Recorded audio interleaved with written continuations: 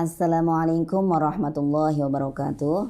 Sahabat-sahabat yang dirahmati oleh Allah, pada kesempatan ini kita akan mempelajari tentang toharoh bagi wanita yang mengalami istihadah. Istihadah merupakan salah satu bentuk daimul hadas.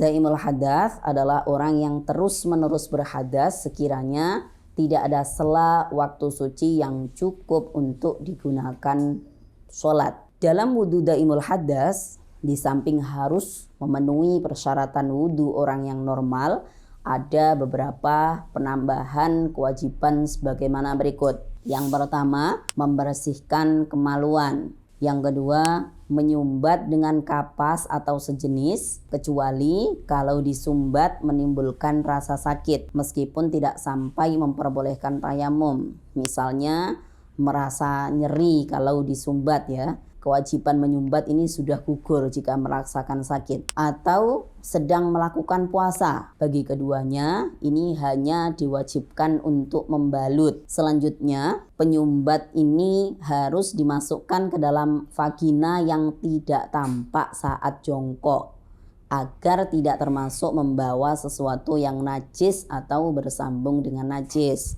Selanjutnya, jika darah masih saja keluar dari kapas atau penyumbat tersebut, maka diwajibkan baginya untuk membalut. Dan jika darah masih saja keluar, maka hal tersebut dimaafkan. Selanjutnya, melakukan wudhu dengan niat agar diperbolehkan melaksanakan sholat fardu. Orang istihadah tidak boleh niat untuk menghilangkan hadas, karena memang ia terus-menerus hadas. Jadi kalau niatnya adalah menghilangkan hadas, ini wudhunya tidak bisa sah. Contoh lafadz dari niatnya adalah Bismillahirrahmanirrahim, nawaitul wudu'a listibahatis sholati fardholillahi ta'ala. Selanjutnya, setelah selesai wudhu, ia harus langsung melaksanakan sholat.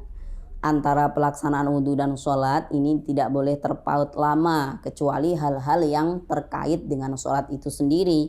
Misalnya untuk menutup aurat, mendengar dan menjawab adzan, kemudian menanti dilaksanakannya jamaah, dan lain sebagainya. Selanjutnya, seluruh proses ini harus dilakukan secara berkesinambungan atau muwalah. Beberapa hal yang perlu diperhatikan terkait dengan daimul hadas. Yang pertama, wudhu yang dilakukan daimul hadas hanya cukup untuk melaksanakan satu ibadah fardu, serta beberapa kesunahan yang memang disyaratkan harus suci, seperti sujud syukur, sujud tilawah, sholat sunnah, dan sholat jenazah. Sehingga mustahadah yang melakukan sholat jama' ini tetap harus melaksanakan aturan bersuci seperti di atas pada sholat yang kedua. Selanjutnya, wudhu dilaksanakan ketika sudah masuk waktu sholat yang akan dilaksanakan. Karena wudhu seorang daimul hadas atau orang yang sedang istihadah ini kan termasuk wudhu darurat. Jadi makanya sebelum masuk waktu sholat ini wudhunya tidak sah. Selanjutnya, setiap kali akan wudhu harus membersihkan kemaluan dan mengganti pembalut dengan yang baru dan rapat. Jika pembalut terkena darah atau najis yang tidak dimakfu, maka jika pembalut tidak terkena najis, nggak terkena najis sama sekali, atau terkena najis yang dimakfu, maka yang wajib hanya memperbarui balutannya saja dan tidak perlu mengganti pembalut dengan yang baru.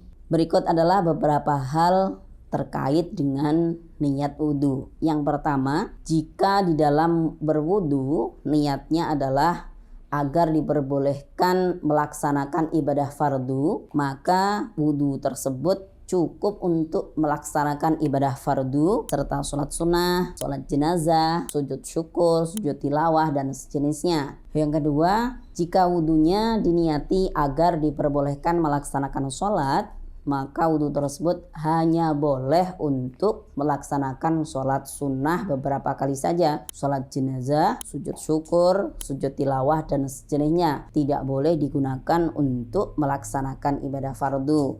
Selanjutnya, Jika wudhu diniati agar diperbolehkan melaksanakan sujud syukur atau sujud tilawah, maka wudhu tersebut hanya boleh digunakan untuk melaksanakan sujud syukur dan sujud tilawah. Tidak boleh digunakan untuk sholat sunnah, sholat jenazah, apalagi melaksanakan ibadah fardu. Alhamdulillah, pelajaran kita pada kesempatan ini sudah selesai.